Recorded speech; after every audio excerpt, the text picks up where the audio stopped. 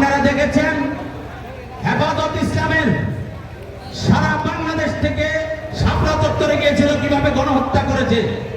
এই পেশিবাদী যারা স্বৈরাচার তাদের এই বিচার করা হবে ইনশাল্লাহ। শুধু তাই নয়, জুলাই গণঅভ্যুত্থানের রক্তের উপর দিয়া আবার যে পূর্ণ বাংলাদেশ স্বাধীনতা অর্জন করেছে, এই বাংলাদেশে সেই ফ্যাসিজম সেই স্বৈরাচারদের বিচার না হওয়া পর্যন্ত এদেশে শান্তি প্রতিষ্ঠা হবে না। আপনারা কি মনে করেন শান্তি প্রতিষ্ঠা হবে?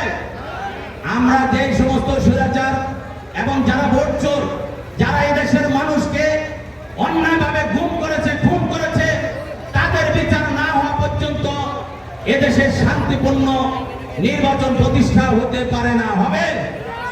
আমরা পরিষ্কার ভাষায় বর্তমান সংস্কার কমিশন, একটা সংস্কার কমিশন বসেছে, আমাদের 63টা রাজনৈতিক দলকে ডেকেছিল ডক্টর ইউনূস সাহেব।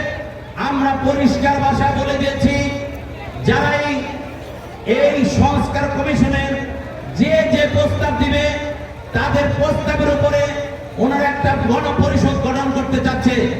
কিন্তু আমরা ওনাদের কার্যক্রমে লক্ষ্য করছি, ওনারা মুষ্টি কয়েক রাজনৈতিক দলের মতামত নিয়ে ওনারা বাকিদেরকে মতামতের অপেক্ষা করতেছে না।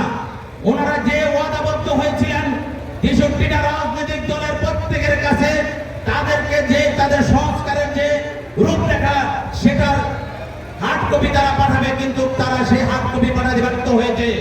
শুধু তাই নয়, বর্তমান স্বরাষ্ট্রমন্ত্রী, আমি ওনাকে খুব ভালো জানি, উনি সৎ মানুষ, এটা ঠিক আছে, কিন্তু এই আইন শৃঙ্খলা বাহিনী এখনো উনি পুরোপুরি নিয়ন্ত্রণ আনতে ব্যর্থ হয়েছে। শুধু এইখানে নয়, আমি করতেছে আওয়ামী লীগ ফ্যাসিবাদী সরকার আবার উত্থান করার চেষ্টা করতেছে।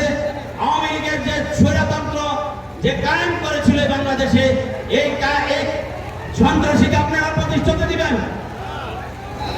প্রত্যেকে রোজা রেখেছেন, এই রোজার মাসে আল্লাহ পাক রব্বুল আলামিন ইফতারের পূর্ব মুহূর্তে দোয়া কবুল করে, কিন্তু খাবার নিয়ে কাড়াকাড়ি সরকার সংস্কার করবে, আমরা যৌক্তিক সময় দিয়েছি এবং দিব, কিন্তু এই সংস্কারের পরে আপনি যত তাড়াতাড়ি সম্ভব একটা নিরপেক্ষ ইলেকশন দিবেন এবং মানুষের যে আশা আকাঙ্ক্ষা সেটার প্রতিফলন করাবেন, এটা আমার দৃঢ় বিশ্বাস।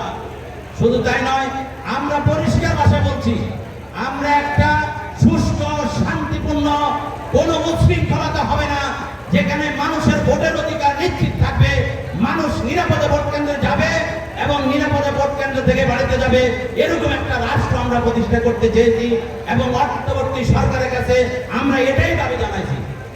একটা দলের প্রধান এবং দীর্ঘ সময় এই ফ্যাসিস্ট আওয়ামী লীগের বিরুদ্ধে উনি সক্রিয় ভূমিকা নিয়ে প্রতিটা দিন ঢাকার শহরে আমাদের সাথে করে মিছিল করেছিলেন।